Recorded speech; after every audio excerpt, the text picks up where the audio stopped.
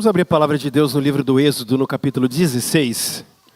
Livro do Êxodo, no capítulo 16. Eu estou conversando com vocês sobre a sabedoria de Deus no tempo de aflição. Por quê, Rômulo?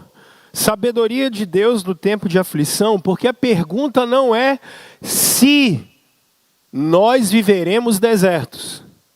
A pergunta é quando viveremos desertos. O deserto vai chegar para a vida de todo mundo, para mim e para de vocês.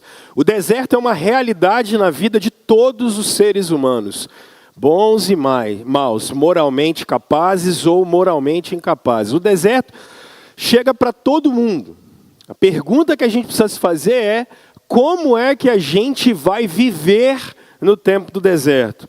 Lembrando que, meus irmãos, nós estamos na nova aliança, ou seja, a Bíblia é dividida, a Bíblia é uma aliança só de Deus com o seu povo, mas de duas formas, antes de Cristo e depois de Cristo. A aliança antes de Cristo vai ser essa aliança chamada da lei, a maneira com a qual Deus se relacionava com o seu povo. Então havia um lugar sagrado, objetos que eram utilizados como mimetismo, dias, festas. A lei tinha isso.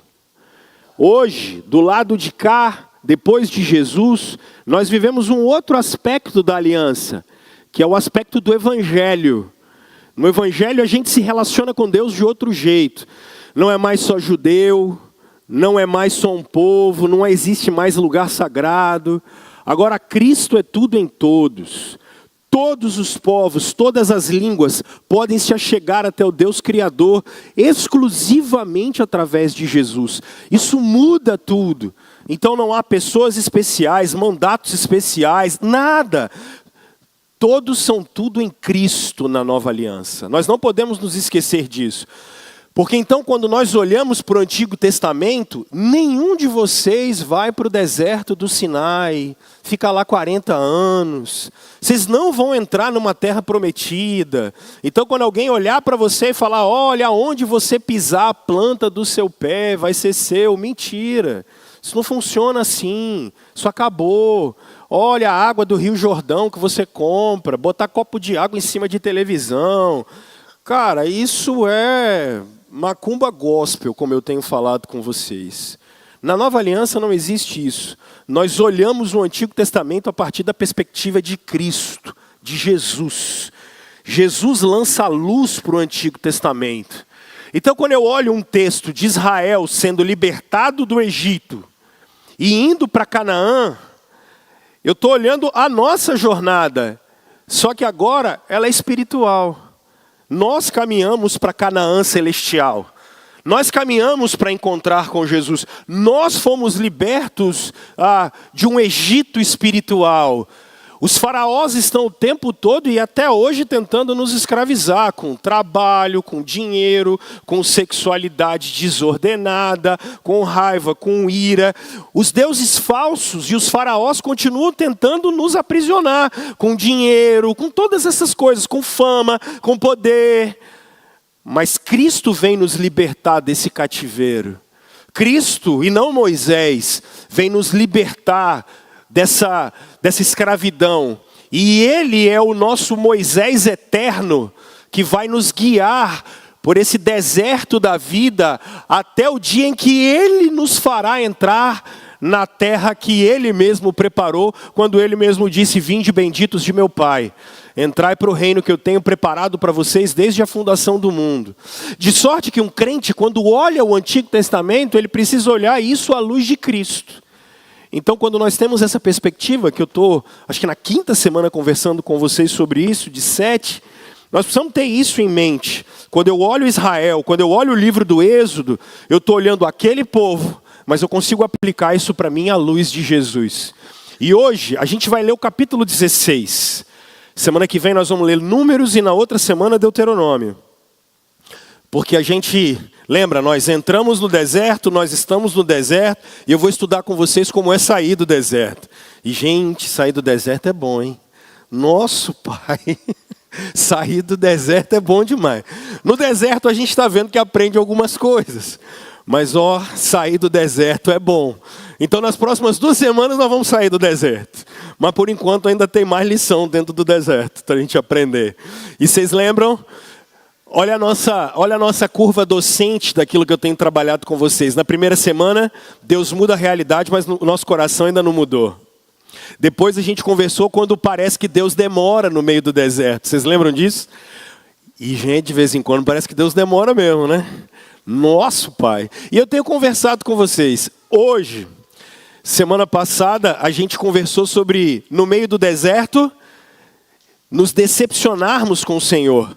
E na maioria das vezes, você não está decepcionado com Deus. Na maioria das vezes, você está decepcionado com o Deus que você inventou. E não com Deus revelado.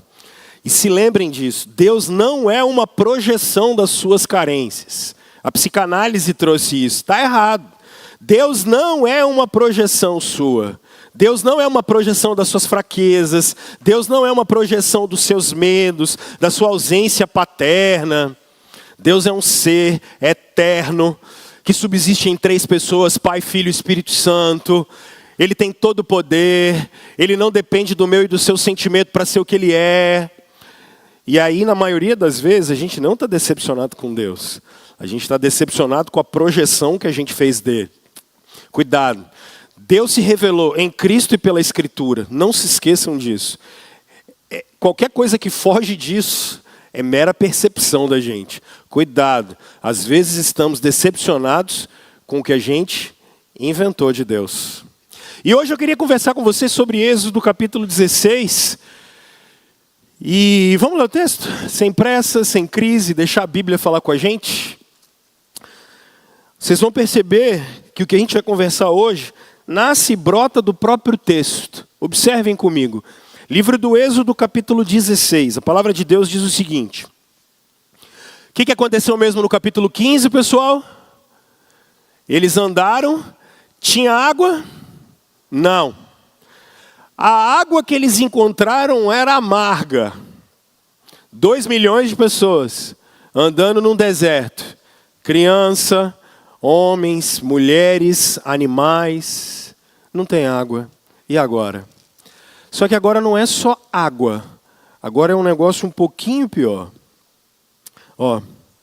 Toda a comunidade de Israel partiu de Elim. O que tinha em Elim mesmo? Vocês se lembram? As fontes de água e as palmeiras. Porque sempre depois de Mara, porque Mara, lembra que eu conversei com você semana passada?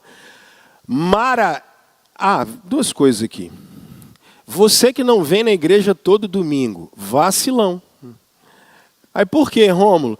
Porque você chega agora e fica boiando. Mas por que você fica boiando? Porque o domingo é o dia mais importante da sua vida.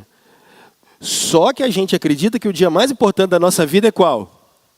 Sexta-feira, porque é onde tem o happy hour. Cara, isso é o que o Faraó faz com a gente. Faraó faz você achar que o dia mais importante é segunda-feira, porque é dia de trabalhar. Para nós cristãos, segunda-feira é só uma consequência da ressurreição de Jesus no domingo. Na nova aliança você descansa. Para depois do descanso, você vai fazer os seus trabalhos. Na nova aliança, Cristo ressurge e te dá uma nova vida, porque só na nova vida de Jesus você vai conseguir trabalhar. Só com a nova vida de Cristo você consegue andar nesse mundo sem deixar que os ídolos te comam vivo. Então você precisa vir para acompanhar aquilo que a gente está estudando. Para isso ir alimentando o teu coração, moldando você. O que te molda não é a religiosidade. O que te molda é o contato que você tem com Deus, com a palavra dele e com o povo dele. Então não perca isso de vista. Semana passada o povo estava em Mara. Mara foi o lugar em que os deuses infantis morrem.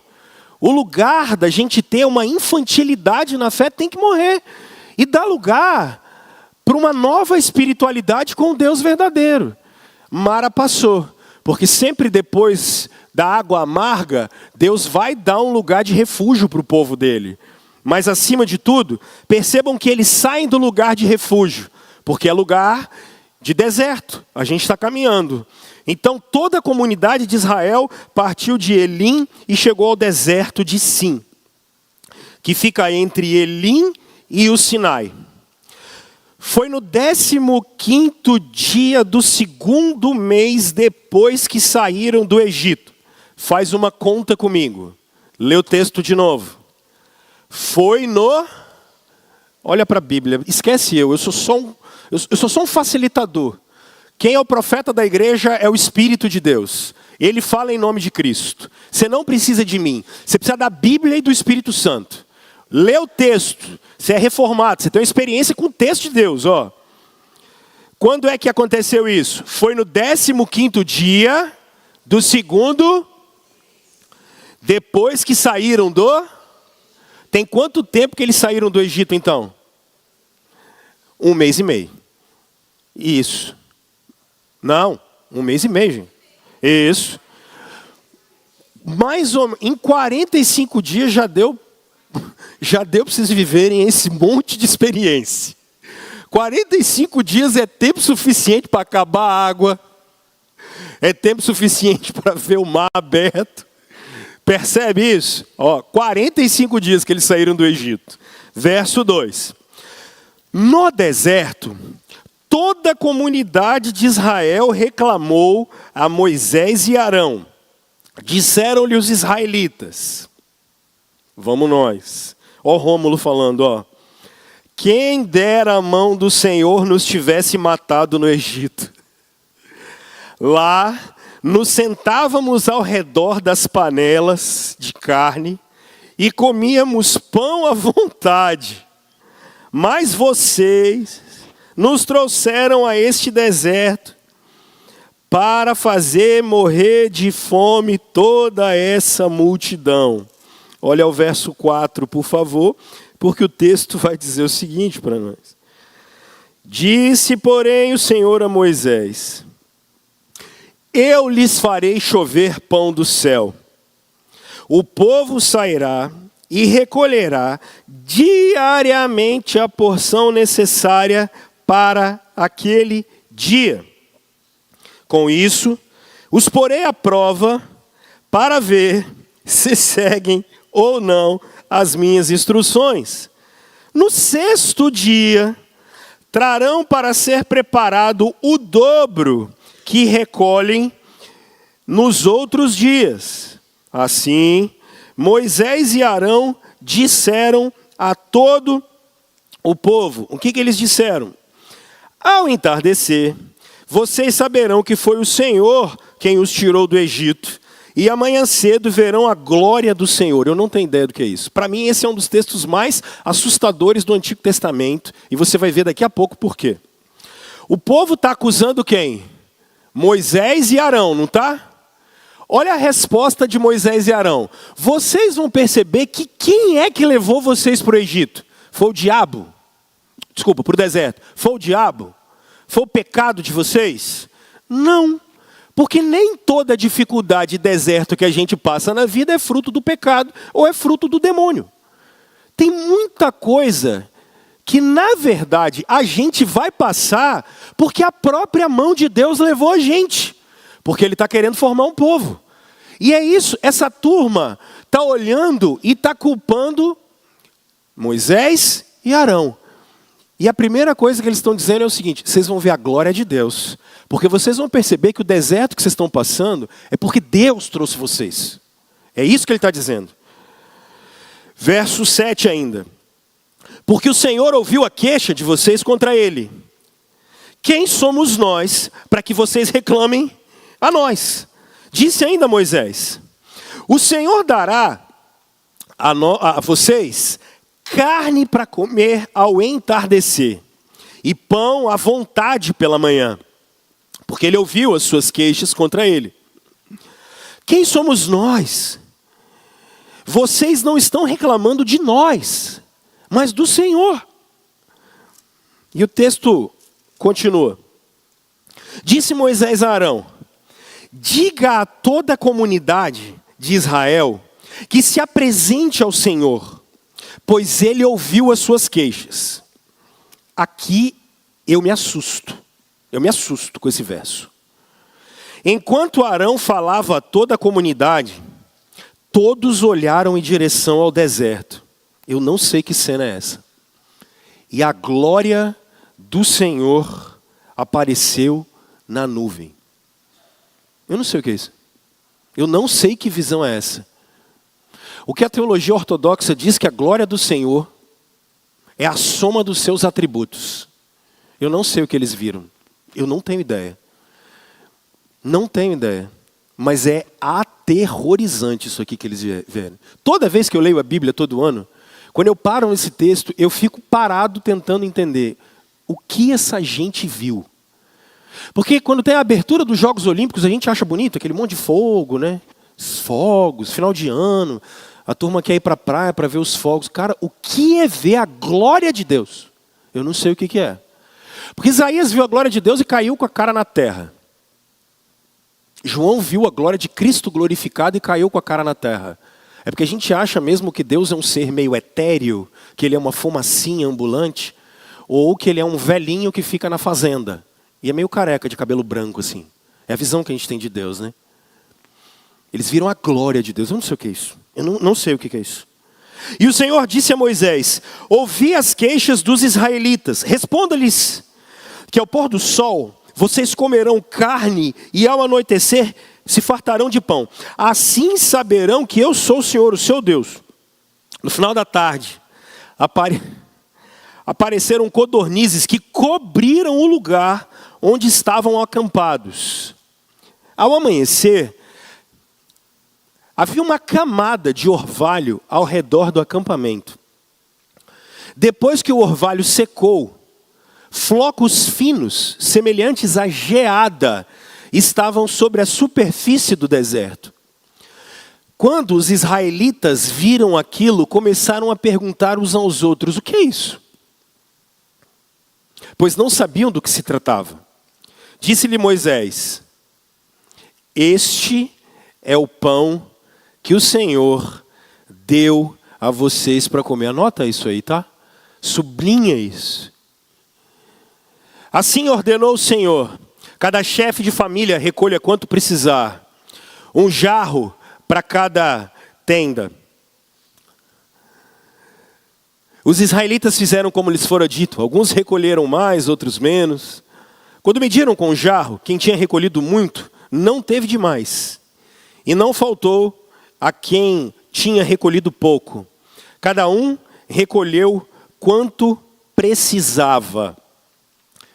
Ninguém deve guardar nada para a manhã seguinte, ordenou-lhes Moisés. Todavia, cara, isso aqui é muito bom. Quando Lutero dizia que a lei de Deus é um espelho, porque você se vê, olha você e eu aqui, ó. Ai, meu pai. Deus deu para cada um mais ou menos entre 2 e 4 litros de maná. Percebe que todo mundo tinha quanto? O suficiente. Não tinha para se esbaldar e não tinha para faltar. E Deus falou: tá tranquilo, amanhã vai ter mais. Verso 20. Alguns deles não deram atenção a Moisés e guardaram um pouco até a manhã seguinte. E aquilo criou bicho. E começou a cheirar mal. Por isso Moisés irou-se contra eles. Cada manhã todos recolhiam quanto precisavam, pois quando o sol esquentava, aquilo se derretia.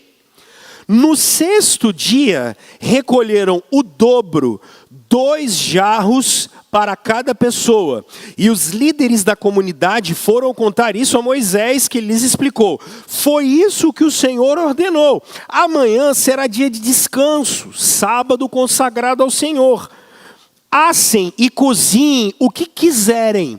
Guardem o que sobrar até a manhã seguinte.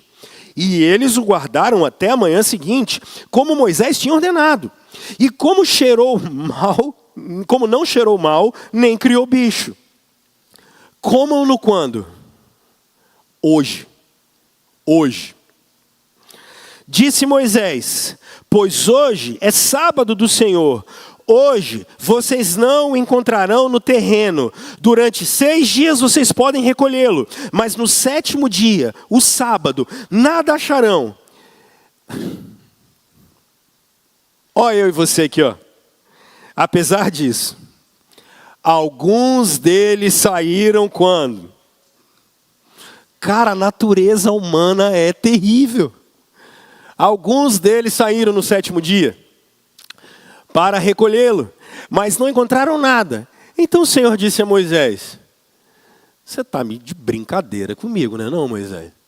Em resumo, até quando vocês se recusarão a obedecer os meus mandamentos e as minhas instruções?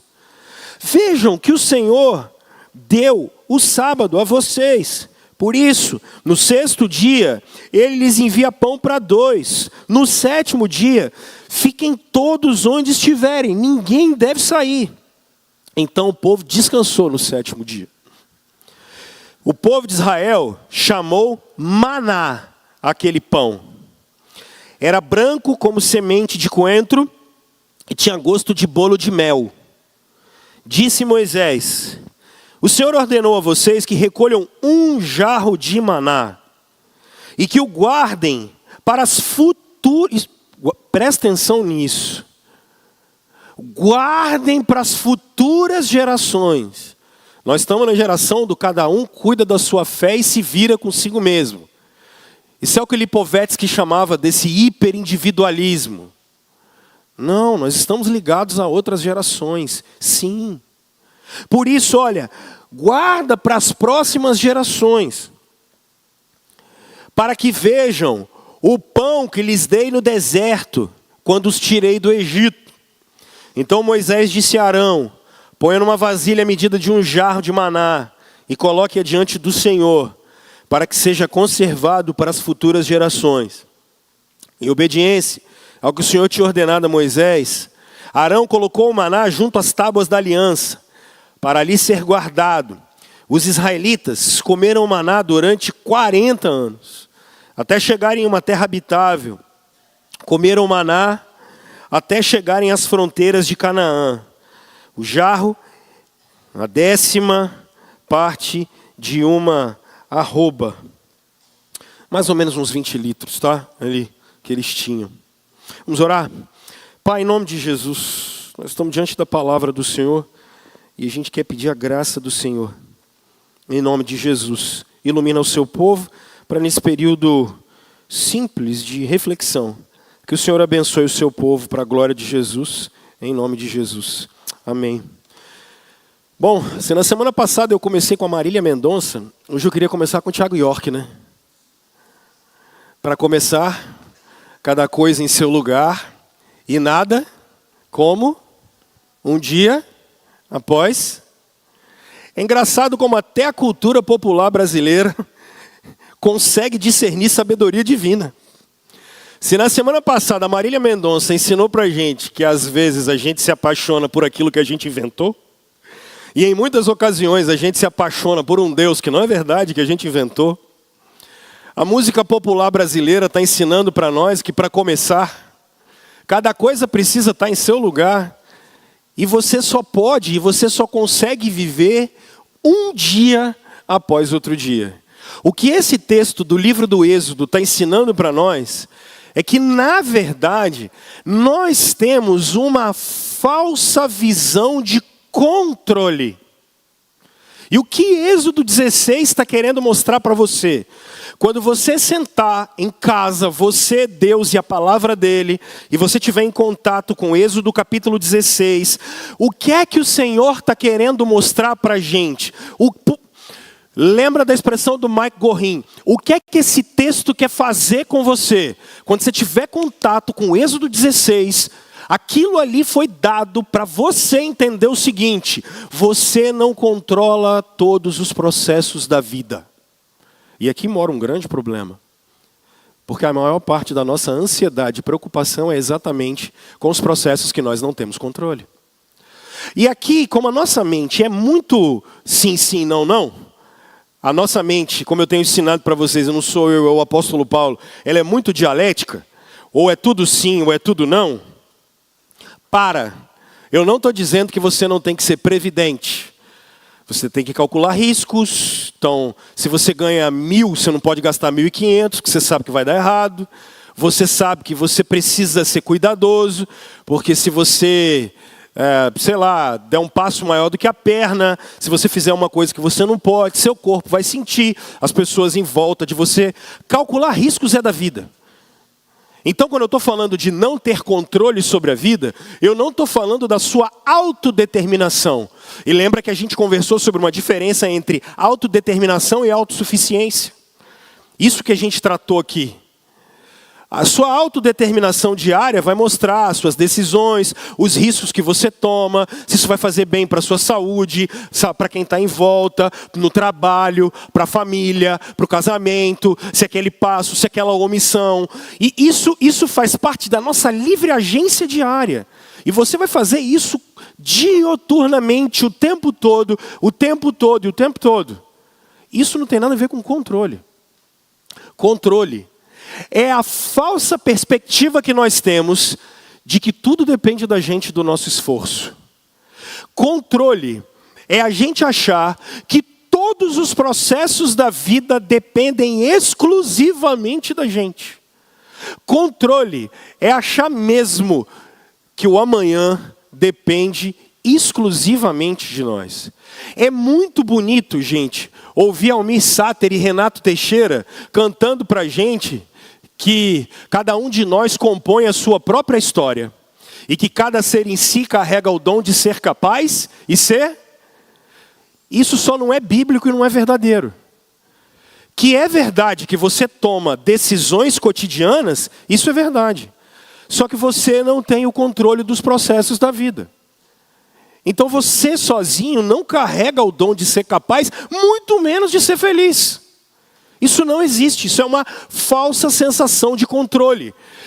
E percebam que Israel é levado para o deserto, porque Deus vai provar o coração deles. E o que Deus está querendo provar no coração deles? Se eles conseguem descansar na providência diária todos os dias. Percebam que há várias atitudes que eles precisam tomar aqui. Eles recolhem o pão, eles fazem bolos. Para você está falando de 2 milhões de pessoas.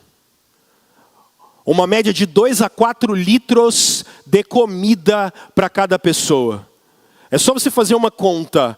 2 vezes 2, 4. São 4 milhões de litros de comida todos os dias. Tem noção do que é isso? 4 milhões de litros de maná todos os dias. É essa conta que está aqui. Eu não sei nem o que é isso. Quem trabalha com logística aí depois ensina para nós. Todo dia tem que aparecer 4 milhões de litros de maná. Você já parou para pensar nisso? Onde é que você guarda esse negócio todo? É muita comida.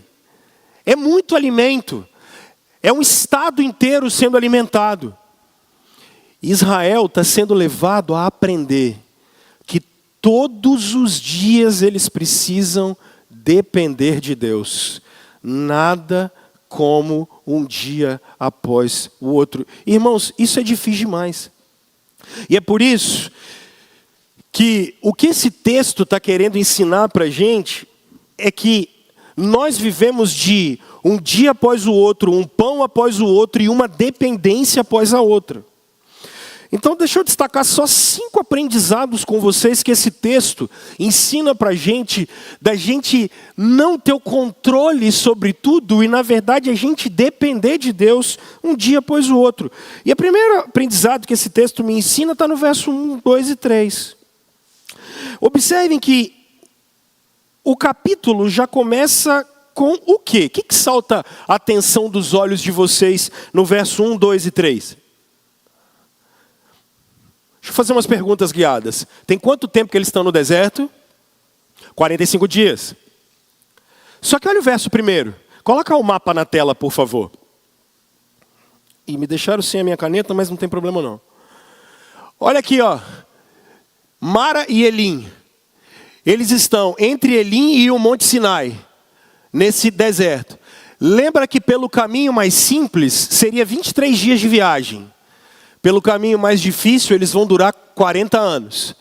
Mas eles estão entre Elim e entre o Monte Sinai. Estão em algum lugar aqui.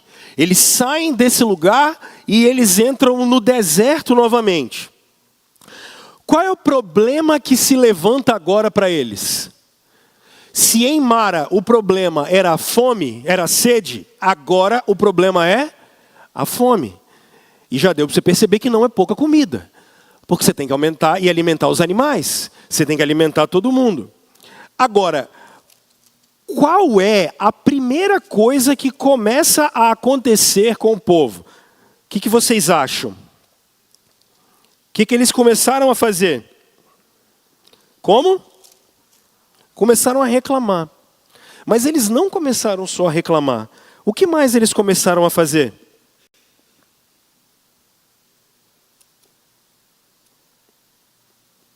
O que mais que eles começaram a fazer? Começaram a romantizar o Egito, gente.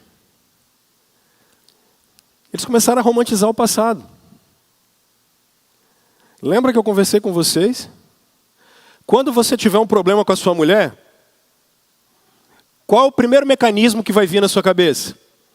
Por que eu não casei com aquela outra? Não ri não, porque você vai se entregar e ela está do seu lado. É ou não é? Por que eu não casei com a outra? Quando você estiver no emprego, o que você vai falar? Quando a coisa começar a ficar ruim? Gente, não briguem. Isso é um mecanismo interior nosso. Tá? É porque vocês foram pegos, né? Mas está tudo certo. Está tudo bem. O sol nasce para todos. Está tudo bem. Mas adianta você fugir da realidade? Não, isso é um mecanismo seu. É um mecanismo meu. Eles começaram a romantizar o Egito. Aí você está trabalhando num lugar agora. Aí começou a ter um gerente ruim, rapaz. Obrigado, querida. Muito obrigado. Aí começou a ter um gerente ruim, não é? E o que começou a acontecer com vocês? O que vocês começaram a fazer? Bom, era no meu último emprego. Aí você começa a lembrar, mas lá no último emprego que você tinha, o que acontecia? Recebia atrasado, a comissão não vinha, mas bom era lá. Porque a gente romantiza o passado o tempo todo. Mas dá uma olhada aqui, entre a narrativa e a realidade, olha Êxodo 1, verso 8.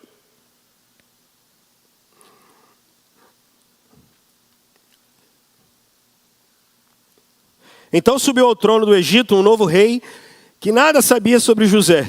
Disse ele ao seu povo: vejam, o povo israelita é agora numeroso e mais forte que nós. Temos que agir com astúcia, para que não se torne ainda mais numeroso. E no caso de guerra, alinhem-se aos nossos inimigos, lutem contra nós e fujam do país. Estabeleceram, pois, sobre eles chefes de trabalhos forçados, para fazer o que com eles? Bora no Egito. Bora no Egito. E assim os israelitas construíram para o faraó cidades celeiros, de Pitom e Ramsés. Todavia, quanto mais eram oprimidos, mais numerosos se tornavam e mais se espalhavam. Por isso, os egípcios passaram a temer e os sujeitaram a cruel escravidão. Tornaram-lhes a vida... lê comigo o verso 14, vai. Tornaram-lhe o quê? Continua. Parou. Lembra, a gente é uma igreja, a gente não é um bando. Então vamos ler todos juntos? Para ficar bonitinho. Vamos lá. É mais bonito assim, né? Todos juntos, vamos lá.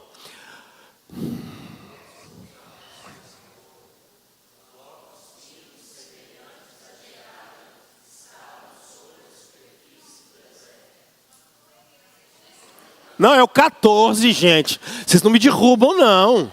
Senão vocês não vão comer o galeto nunca. É o capítulo 1, verso 14. Capítulo 1, verso 14. É porque é importante. Leiam 14 comigo. Tornaram-lhe a vida amarga.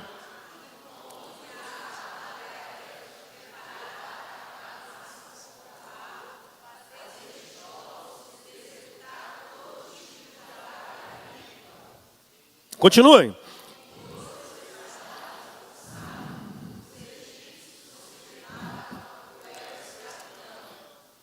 Pode continuar. Porque vai piorar.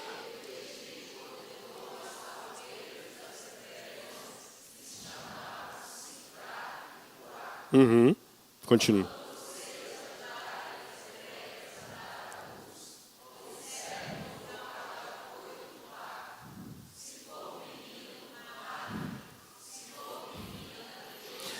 Mas bom era no Egito. Não era, não? Presta atenção que entre a sua narrativa psicológica e a realidade tem uma diferença muito grande. Tem uma diferença muito grande. Porque, agora pode voltar para o capítulo 16. O que o texto bíblico está dizendo para nós é que, na verdade, o que Israel tem em Êxodo 16, 1, 2 e 3? O ser humano tem uma dificuldade absurda de confiar naquilo que ele não tem controle. Naquilo que foge o nosso controle, a gente tem uma dificuldade enorme em confiar. E eu acho que é esse o problema. Em Êxodo capítulo 16, verso 1, 2 e 3, eles começam a criar uma narrativa boa de que bom era no passado, mas o passado, na verdade, não era isso. É porque eu não tenho tempo. Mas o que eles comiam no deserto? Desculpa, no Egito. Cebola e alho. É o que o livro do Êxodo ensina pra gente. Eles comiam cebola e alho. Só que vocês perceberam quais foram as duas cidades que eles criaram? Elas eram cidades o quê? Celeiro para os outros, para eles não. Eles comiam cebola e alho, enquanto o egípcio comia coisa boa. Agora eles estão sendo libertos pelo Senhor, eles estão no deserto. O Senhor está mostrando gradativamente o poder, a bondade, a graça e a misericórdia, mas o que é que Israel quer? Controle. Controle. Nós temos dificuldade em confiar em qualquer coisa que fuja ao nosso controle. Perguntas que a sua cabeça faz para você mesmo na hora em que só você está com o seu travesseiro. Sabe qual é? E se eu perder o emprego? E se eu perder o emprego? Quer ver uma outra? E se faltar dinheiro para pagar as contas? E se faltar dinheiro para pagar as contas? Você quer ver uma para nós que somos pais e agora de adolescente, que é o meu caso? Se meus filhos começarem a tomar as decisões erradas, se meus filhos começarem... Agora você quer ver uma que é punk? Cara, eu estou sentindo um incômodo aqui. Aí você está sentindo um incômodo, o que brasileiro faz? Primeiro ele se automedica. Aí dá 3 meses a dor não sumiu. Aí o que o brasileiro faz? Ele não vai ao médico. Porque vai que ele descobre alguma coisa. Porque se ele descobrir, ele ficou doente. E se ele não descobrir, ele não está doente. A nossa cultura é incrível.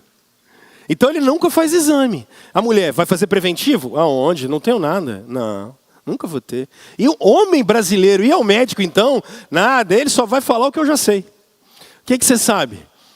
E a diabetes? Está controladíssima. Tomando remédio? Não.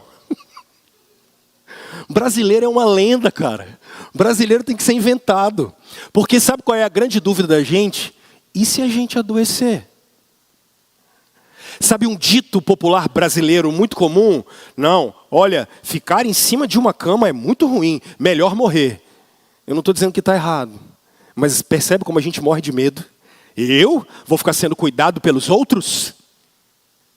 São as coisas que a gente tem. Se meu casamento piorar, e se a relação com as pessoas piorar? Gente, qual é a grande questão aqui? O que todas essas perguntas que eu fiz para vocês têm em comum? O que todas essas perguntas têm em comum? Você consegue pegar? E se? E se? Você cria um monte de inimigo imaginário que nem existe. É o cara que tem uma dor de estômago, ele acha que está com câncer. É o outro que discutiu com a esposa por conta de alguma coisa, ele acha que o casamento acabou. Porque é tudo, e se? E se? E se? Mas A pergunta é, peraí. Por que sempre tem que ser o e se ruim? Porque na verdade a visão que você tem de Deus nunca é a visão do Deus provedor. Você na verdade quer depender de você, do seu trabalho, da sua mão, da sua força, do seu jeito, do que você faz. E nunca é. A pergunta é, e se Deus fizer com que a gente tenha saúde a vida toda? E se Deus fizer com que os meus filhos sejam fiéis? E se Deus fizer, e se a gente depender dele a ponto de dele converter meus filhos? E se Deus converter o meu coração? E se Deus converter a minha vida? Agora, qual é a grande questão? Você já viu como é que você está cansado? Só que você não está cansado porque você trabalha demais. Você está cansado porque você está preocupado com o e se. E se, meu filho, não existe. E se romantiza o passado. E se rouba toda a energia que a gente tem de um futuro imaginário. Só que a gente tem dificuldade em controle. A gente quer controlar a vida toda. Uma coisa é você pagar boleto em dia, pagar imposto em dia, não ir contra as leis, respeitar as autoridades, cuidar de quem está à sua volta. Isso está no campo do que você pode fazer e você deve fazer. Outra coisa, meu filho, é controlar a órbita da Lua em volta da Terra. Aí, meu filho, já fugiu do seu controle. Só que a gente tem dificuldade. A maior parte da nossa ansiedade não é a fome no momento. Aí você diz assim, como assim, Rômulo? Vocês sabem que vocês são safo. A gente é brasileiro, não desiste nunca. Não é assim? Você já percebeu que quando o calo aperta, você sempre dá um jeito? Não estou falando do jeitinho brasileiro. Eu estou dizendo que quando o calo aperta, a gente sempre se vira e sempre tem um escape, não é? Porque no final das contas, o que está acontecendo? O problema não é a fome de Israel. O problema é o medo do futuro. Esse é o problema. Mas a gente não foi chamado para ter medo do futuro. O futuro só vai arrancar a sua energia. Ainda mais se você olhar para o futuro com medo. O problema do ser humano é que ele tem dificuldade com aquilo que ele não controla. A lição aqui, o que Deus está querendo mostrar para a gente no deserto é exatamente isso. Você não tem controle dos processos da vida. Você tem controle em coisas que estão em volta de você. Então cuida da saúde, cuida dos filhos, estude, trabalhe, pague as contas, faça aquilo, poupa um pouco do que você puder poupar, está tudo certo. Isso é da vida. Faça os exames. Agora tem coisa que foge do nosso controle. A decisão que o meu filho vai tomar. A decisão que não sei... Isso está fora do meu controle. Só que isso drena a sua energia. E promove uma coisa terrível psicológica. Ela promove desterramento. Porque ela tira você da realidade e faz você querer viver uma realidade que nem existe. Pergunta, quanto da sua energia é drenada por coisas que nem existem? E o medo faz isso com a gente. Agora olha os versos 4 e 5, tem um segundo aprendizado aqui. Ó. O verso 4 e verso 5 diz assim, ó, disse, porém, o Senhor a Moisés, o que eu vou fazer com vocês? Eu vou fazer chover sobre vocês pão do céu. O povo vai sair e ele vai recolher diariamente a porção necessária para aquele dia. Com isso, os porei à prova para ver se segue ou não as minhas leis. No sexto dia, o que é que eu vou fazer com vocês? Vocês trarão para ser preparado o dobro que recolherem. O que é que Deus vai fazer? Chover pão do céu. Beleza? Deus já vai fazer o milagre. Deus já vai fazer o impossível. Só que como é que Deus vai fazer o impossível na vida do povo dele, gente? Como é que Deus vai fazer o impossível na vida do povo dele? É para décadas? É para anos? É para meses? É para dias? Um dia após o outro.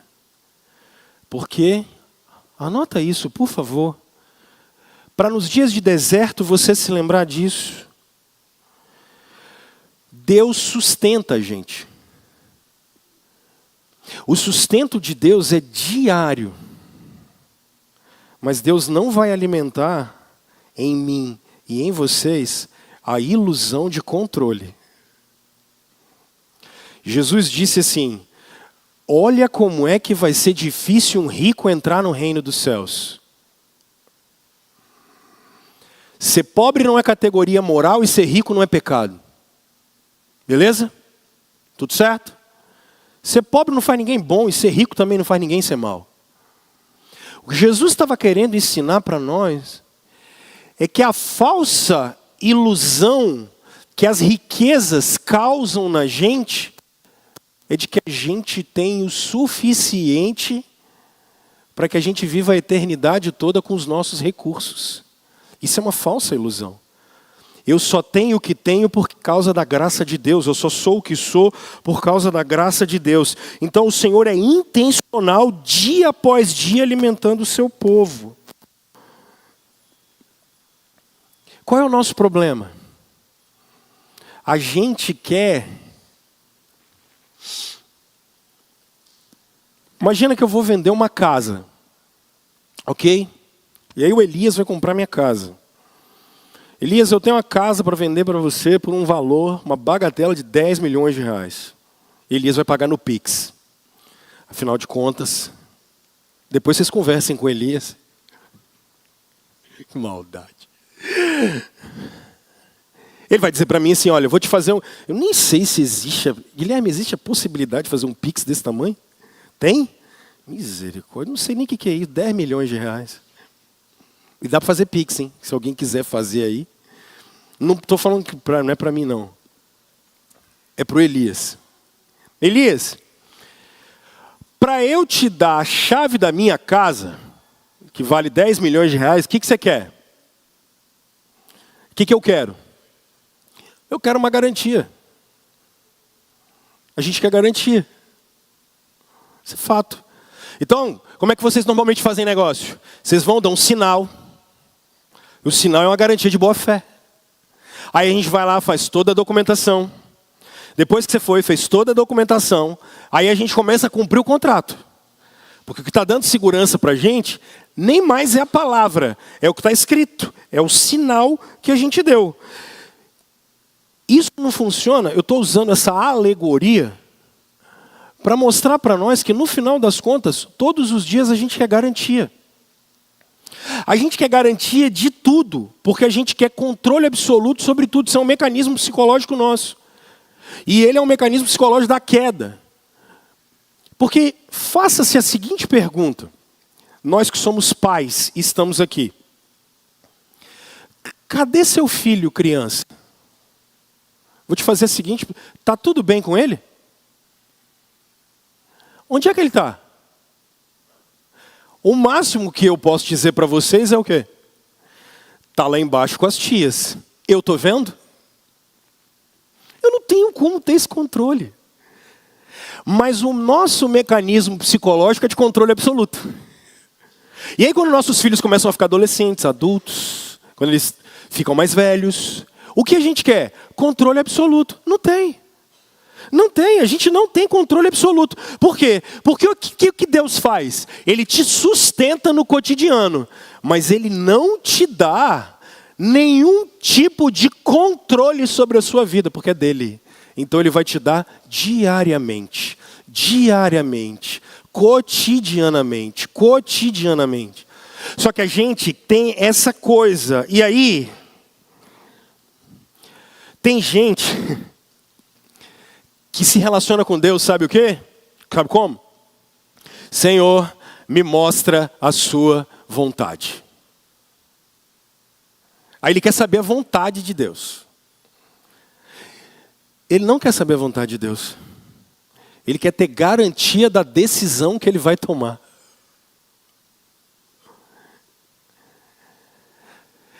E na maioria das vezes, a gente erra.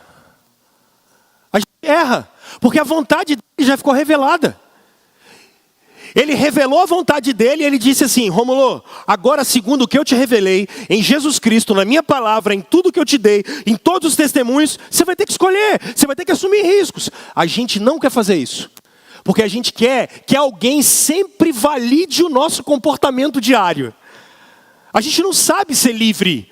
A gente quer que alguém o tempo todo, fique validando decisões que a gente tem que tomar. Aí às vezes a gente tem coisas dentro do casamento da gente que a gente tem que fazer, e a gente já tinha que ter tomado decisões e não tomamos. E a gente fala: deixa eu ver Deus manifestar a vontade dele. Isso não é Deus manifestar a vontade dele. Isso é você que não assume as decisões que deveria tomar. Porque no final das contas isso é mania de controle. Isso é mania de controle. E não amadurece nunca. Por isso, irmãos, a maior parte de nós comete os mesmos pecados há 20, 30, 40 anos. Porque não amadurece. Não amadurece e bota na conta de Deus. Só que a gente sai da incredulidade para a crença, e eu conversava com alguns irmãos, e da crença é para a maturidade. E o que é um crente maduro? Eu sei como o meu Senhor pensa, eu tenho a mente de Cristo, eu obedeço o meu Senhor. Eu posso até errar, mas eu assumo os riscos. Eu assumo os riscos das decisões que eu tenho que tomar todos os dias. Mas a gente quer garantia sempre antes de decidir. A gente só quer segurança antes de caminhar. Irmãos, nós não temos mais nada a não ser a obediência que a gente tem que ter diariamente ao Senhor Jesus. E ponto. Qual é a decisão que você tem que tomar? Aqui eu obedeço ao meu Senhor. Aqui os princípios e valores de Deus estão sendo firmados. Mas a vida nunca é totalmente controlável. A gente não pode se esquecer disso. Deus nunca está alimentando essa ilusão. Nosso Senhor, diante disso, Ele ensinou a oração do Pai Nosso para a gente. Na oração do Pai Nosso, repitam comigo, por favor, vamos juntos? Pai Nosso que estais nos céus, santificado seja o teu nome. Venha o teu reino e seja feita a sua vontade, assim na terra. Parou. Porque não é para você confiar no pão. É para você confiar em quem dá o pão. A gente confia no pão. Só que Deus mandou você confiar em quem dá o pão. Essa é a diferença aqui. Israel é tirado do Egito não para confiar no maná, mas em quem dá o pão diário mesmo no meio do deserto. Essa é a pegada aqui. A fé de vocês, que vocês resolveram escolher viver em Jesus Cristo, é aquela em que você trabalha nos processos diários, mas você e eu confiamos em quem dá o pão. Quando eu preguei uma série do Pai Nosso aqui, a seguinte expressão eu ensinei para vocês: confiem no provedor e não na providência. A maior parte das nossas ansiedades estão porque a gente confia no trabalho. A gente confia nas pessoas, a gente confia no dinheiro, a gente confia na influência. Eu tenho um amigo, que tem um amigo, que tem um amigo, que vai resolver isso aqui para mim. Porque no final, a gente não está confiando que o amigo do amigo do amigo do amigo, na verdade é servo do Deus Altíssimo. E se ele é capaz de fazer Daniel na Babilônia ser quem foi, e se ele é capaz de fazer o José, mesmo contra tudo, se tornar quem foi, ele está mostrando para o povo dele, no meio do deserto, que todos os dias a influência que você precisa é a influência de Deus, é a influência de Cristo. Percebe como é diferente aqui? Mas a gente pode perceber então que o que o texto bíblico está ensinando para você é que confiança é uma coisa que nós temos hoje. Hoje é domingo. Hoje eu confio em Jesus. E amanhã eu confio em Jesus. E depois da manhã eu confio em Jesus. Todos os dias, todos os dias. Eu poderia ficar aqui com vocês o resto da vida, mas você, como eu tenho falado, já pagou o seu galeto. Então eu preciso adiantar. Vamos para o verso 19 e 20. Olha o que o texto bíblico diz e um terceiro aprendizado para nós. Vamos ler junto? Ninguém deve...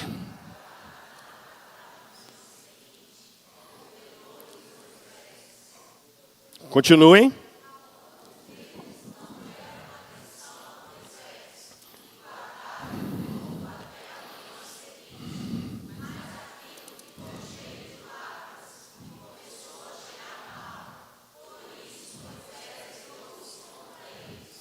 Você percebeu como a tentativa de controle apodreceu? A tentativa de controlar tudo apodreceu. O aprendizado que a gente tem aqui é que essa tentativa de controle nosso sobre tudo, essa ansiedade de desterramento que gera na gente, isso apodrece. Tá, não apodrece o maná, mas apodrece a sua alma. Você não dorme mais. Só vive à base de tarja preta.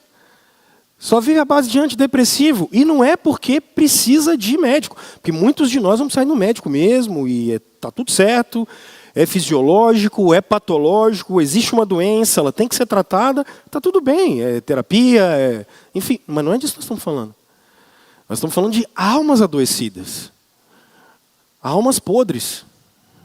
Doentes. Adoecidas. Que é o que está acontecendo. O medo de perder, o medo de não ter, apodreceu o coração deles. Percebe? O medo de não ter suprimento do amanhã fez com que o maná apodrecesse. O maná não apodreceu porque ele tinha prazo de validade, porque a Anvisa do deserto colocou que só tinha 24 horas de... Não é isso não, cara. O maná apodreceu porque é a mesma coisa, o que Deus estava tentando ensinar para essa gente é que, assim como eles, nós queremos controlar todos os resultados. E olha a maior confusão que acontece na vida da gente. Mas eu fiz tudo certo. Eu fiz tudo certo. E às vezes fez e tem que fazer. E tem que fazer mesmo. Ninguém mandou, em nome de confiar em Deus, em confiar no Senhor Jesus, ninguém mandou você ser leniente, você ser irresponsável. Porque o que se espera de um discípulo é que ele seja responsável. O que se espera de um discípulo, como o João Calvino nos ensinou, uma vez que a lei, o Evangelho nos leva de volta para a lei, então o que se espera de um discípulo é que ele seja extremamente responsável, extremamente puro, extremamente santo, porque ele quer viver assim. Agora, a maior frustração da gente é, mas eu fiz tudo certo. Só que você não controla isso. E aí a frustração vem no final, porque você não está vivendo um dia depois do outro. Tem gente que acha que controla todas as relações. A gente consegue controlar todas as relações da gente? Não dá. Às vezes a gente mantém um casamento fiel, e aí às vezes tem uma esposa ou um marido que dá um passo de loucura em um momento, e necessariamente não foi porque aconteceu alguma coisa errada, mas a pessoa resolveu fazer, e teve um passo de loucura naquele momento. Você não tem o controle sobre isso. Você é colocado numa situação. O que você podia fazer? Você podia confiar. Educa os filhos no caminho, todos, e aí eles tomam caminhos errados. Porque isso não está no meu controle, nem no seu. E isso que assombra a gente. O que assombra a gente e o que apodrece o nosso coração é querer controlar todas as probabilidades. Isso não vai acontecer, você não dá nem conta de saber tudo o que vai acontecer.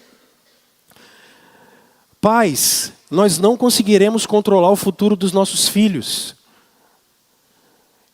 Eles vão daqui a pouco tomar as decisões deles, então não se frustrem com isso. Vivam um dia depois do outro.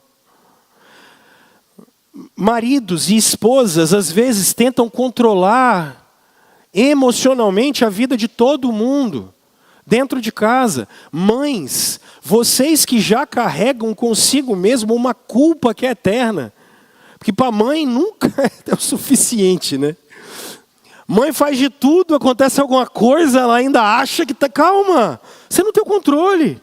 Às vezes foi só seu filho que acordou num dia mal. Às vezes foi os riscos das decisões que eles tomaram. E você às vezes fala assim, mas ele não aprendeu isso aqui em casa. E é possível, mas isso não está sobre o meu e o seu controle. Você quer ver um negócio que não está no seu controle? Teu caráter está no seu controle. Teu caráter está no seu controle. Sua imagem não. Eu estou aqui pregando. Muitos de vocês gostam de mim. Mas muitos de vocês falam mal de mim. E está tudo bem por isso. Eu vivo bem com isso. Porque eu controlo meu caráter. O que você pensa de mim, é problema seu. Com todo respeito. Porque, na verdade, quando Jesus me ensinou a amar o meu semelhante e a não matar o meu semelhante, ele estava ensinando para os discípulos de Jesus que ele deveria interpretar as outras pessoas da melhor maneira e amar o que elas são. Agora eu não consigo, se você quer falar mal de mim, o que eu posso fazer? Eu não tenho controle. Eu não tenho controle do que você pensa de mim. Eu tenho controle do que eu faço. Eu tenho controle do meu caráter. Eu sei que eu sou eu. Estou falando eu. Eu sou o Rômulo, marido da Aline, pai da Elise, Júlio, da Madalena. Eu sou pastor de vocês. Eu tento andar da melhor maneira possível. Agora você pode olhar para mim e falar, não gosto do pastor. Eu falei, paciência. Deus te abençoe, que você seja feliz e eu também. E percebe que às vezes você vai chegar amanhã para trabalhar e vai ter gente que não vai gostar de você. E está tudo bem. O que é que você vai controlar? Teu caráter. Eu não consigo controlar a opinião dos outros, gente. Não dá. Mas você morre sem dormir. Por quê? Porque você está preocupado, tentando controlar o que as pessoas acham de você, meu irmão. Aí tu vai morrer mesmo. Haja o prazolam para mim e para você. Não tem jeito. O que a gente controla? Caráter. Quer andar comigo? Você vai descobrir quem eu sou. Meus erros e meus defeitos. Quer me observar? Você vai saber os meus erros e os meus defeitos. Agora, daí eu vou controlar o que você acha de mim, eu não tenho condição. Só que a nossa idolatria da imagem faz com que você queira... E a gente é brasileiro, né, velho? Então a gente quer ficar bem com todo mundo, pô. A gente é brasileiro, a gente tem jeitinho. Brasileiro nunca fala mal, e nunca fala não para ninguém. Brasileiro nunca nega nada para ninguém. Isso é da nossa cultura. Não dá para controlar o que as pessoas pensam da gente. Porque percebe como é que funciona na vida? Vocês vivem isso o tempo todo. Você ajuda. No primeiro momento que você fala não, o que as pessoas falam de você? Aí, ó, nunca se preocupou com a gente. Não dá, cara. Você não tem controle sobre isso. O máximo que você pode ter controle é sobre a sua consciência. E sobre o seu caráter. Senão, você vai apodrecer, doente da alma, doente do coração. Então, o problema, gente, não é a prudência. O problema é a gente transformar a prudência em controle. E isso vai virar idolatria. Aí o que vai virar idolatria? E o ídolo vai te comer vivo. A sua imagem, dinheiro, sexualidade, relacionamento, casamento. Casamento vai tomar o lugar de Deus. Então, olha só. Aquilo que a gente tenta controlar sem um limite saudável, sempre vai gerar peso e desgaste para nós. Mas vamos adiante, porque eu tenho que terminar. Dos versos 21 ao verso 30... observem que, cada manhã, o que eles faziam todas as manhãs? Eles iam, recolhiam, voltavam, comiam. Quando dava na sexta-feira, eles recolhiam dobrado, guardavam e comiam. E no outro dia, o que acontecia com eles? Eles descansavam. 2 milhões de pessoas. Ok? Anota isso, por favor. Eles foram chamados a organizar a vida inteira em torno da confiança. Cristãos foram chamados a organizar a vida toda, não em torno do trabalho, da capacidade, como o nosso professor Jean na escola bíblica ensinou para a gente, não da performance. Nós somos chamados a organizar a vida toda por trás da confiança de Deus. Israel, acordem de manhã, o que vocês fazem? Vamos buscar comida. Mas tem comida? Tem comida, pô. Mas por que tem comida? Tem comida por causa do caráter de Deus e não pela sua performance.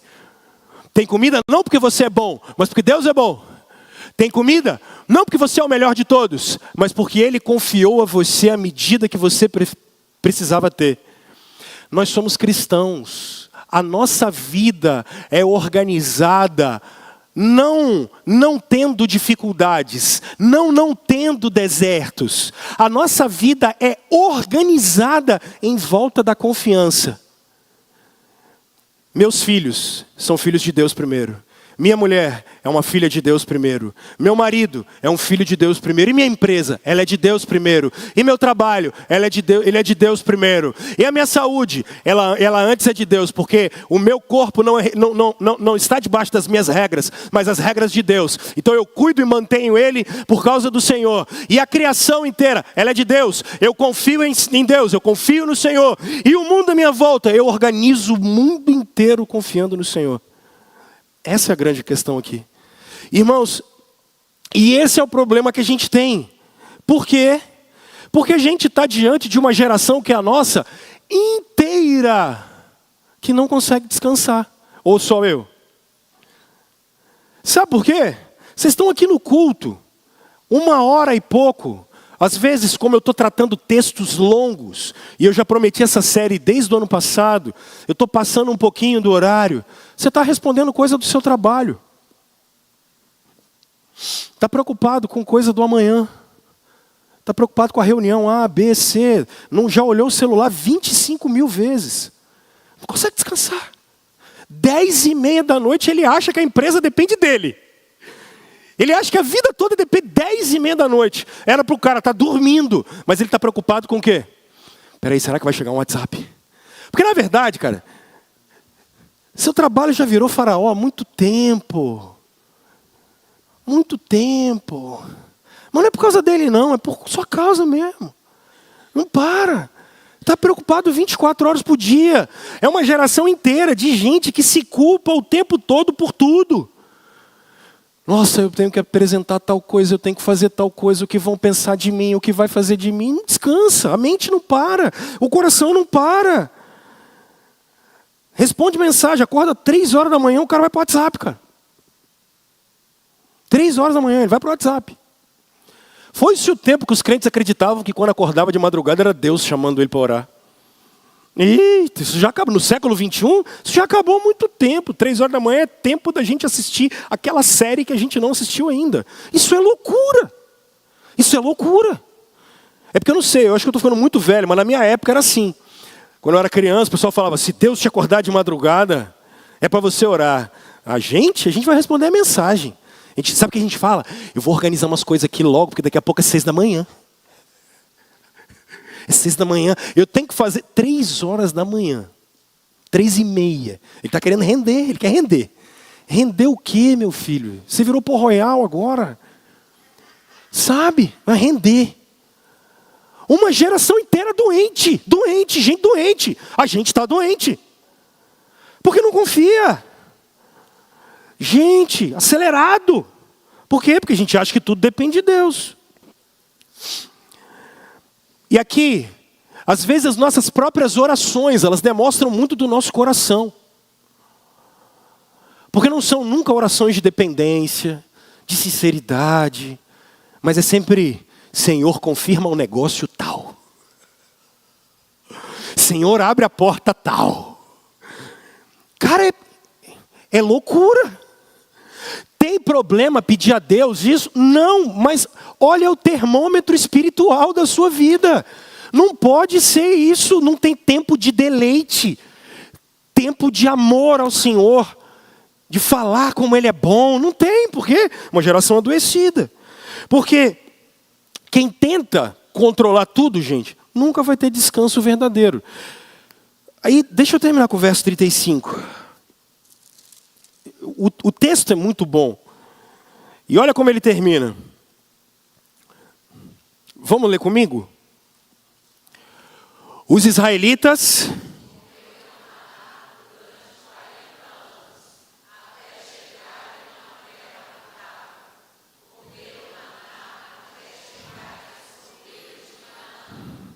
O livro de Josué começa dizendo assim: quando eles entraram na terra prometida, acabou o maná. Cessou. Quando eles entraram na terra prometida, o maná acabou. Porque não precisa mais de maná. Agora é uma outra fase da vida. Por favor, meus irmãos. O deserto está ensinando para a gente que o sustento é dia após dia. Dia após dia. Deus está querendo ensinar para o nosso coração dia após dia. O sustento de Jesus para nós vem dia após dia. Então, é um dia após o outro, uma oração após a outra, uma dependência após a outra, uma entrega após a outra. Tem muita gente frustrada porque achou que ele viria no culto da vitória e aqui ele receberia vitória para a vida toda. Isso não vai acontecer. Isso não vai acontecer. São 40 anos. Muitos de nós só procuramos o Senhor quando a gente está num perrengue pesado. É pecado, Rômulo? Não. Mas o que essas pessoas estão querendo? O milagre urgente. Porque hoje é domingo do milagre urgente, não é assim? Infantis, nécios, tolos, frustrados com Deus. Por quê? Porque Deus está te ensinando a rotina do ordinário. Um dia, outro dia, um dia, outro dia. Quando precisar do dobro, Ele vai te dar. Quando não precisar, não vai procurar, porque não tem. Porque Ele já te deu o suficiente para aquele dia. O que a gente está aprendendo aqui é que os discípulos do Senhor Jesus são sustentados todos os dias. Gente, a ansiedade vai fazer você querer viver o amanhã antes da hora. E ela vai tirar você dos pés do Senhor.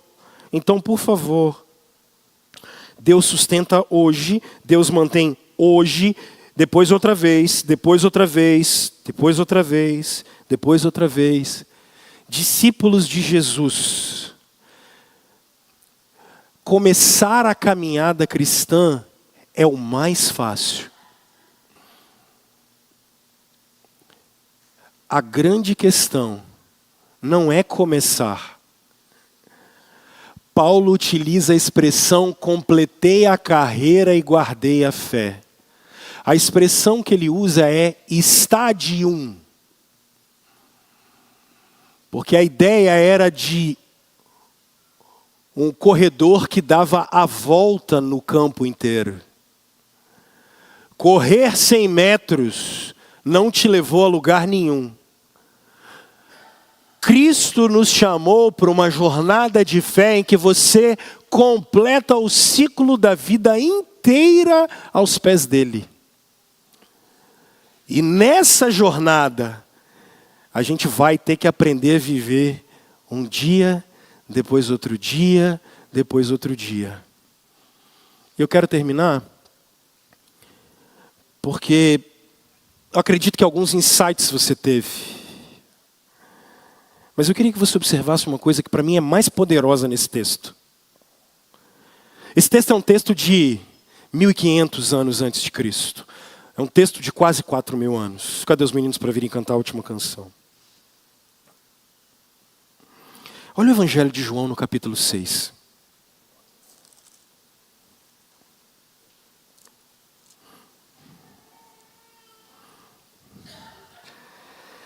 Ai, Jesus. Louvado seja Deus. Evangelho de João, capítulo 6.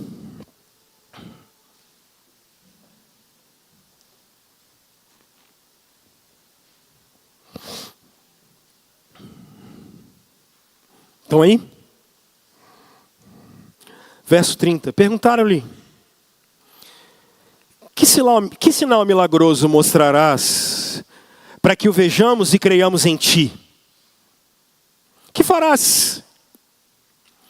Os nossos antepassados, eles falaram para Jesus, os nossos antepassados comeram o maná do deserto, como está escrito.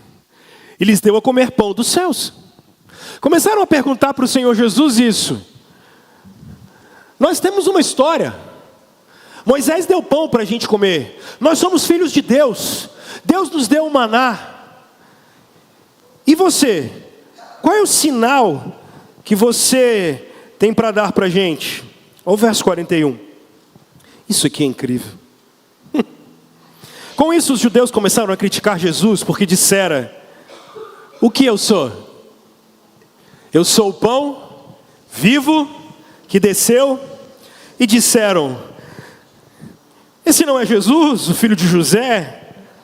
Como como conhecemos seu pai e sua mãe? Como ele pode dizer, desci do céu? Respondeu Jesus, parem de me criticar. Ninguém pode vir a mim se o Pai que me enviou não o atrair. E eu ressuscitarei no último dia. Verso 51.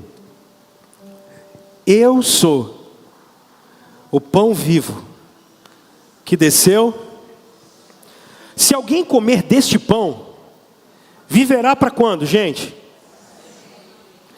Esse pão é a minha carne, que eu darei a vida pelo mundo.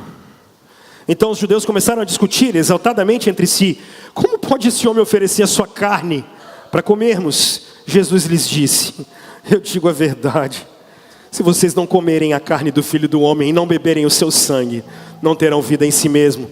Todo aquele que comer a minha carne e beber o meu sangue tem a vida eterna, e eu ressuscitarei no último dia. Sabe o que o maná significava? Ele apontava para o verdadeiro pão da vida. Jesus é o seu sustento diário. Não é o seu trabalho. Não é o plano de saúde. Não é seu salário. Não é a sua vida, não é a sua performance. O maná foi dado por 40 anos para aquela gente. Para que por 40 anos eles entendessem que Deus os sustentaria, olha agora, pela eternidade. A gente está preocupado com dinheiro, com trabalho, com imagem, com bens e com performance. E o maná de Deus que caiu do céu é para te dar a vida eterna. Para você viver a vida eterna agora e depender de Jesus Cristo agora. Todos os dias abraçar Cristo, o nosso pão da vida. Irmãos, pode nos faltar muita coisa. Irmãos nossos já foram entregues à morte. Mas nunca lhes faltou uma coisa: a presença de Jesus Cristo. Irmãos, nós precisamos orar todos os dias, para a gente não cair nessa Babilônia, e a gente buscar o Filho de Deus. Cristo, Cristo, Cristo, a esperança da glória. Cristo, Cristo todos os dias. Jesus, Jesus todos os dias. Eu educo a minha casa por Jesus, eu vivo por Jesus, eu ando por Jesus, eu amo a Jesus, eu sou discípulo de Jesus, eu falo de Jesus, eu prego sobre Jesus, eu ando com Jesus porque eu vou me encontrar com Jesus. Venha o teu reino, venha o teu reino.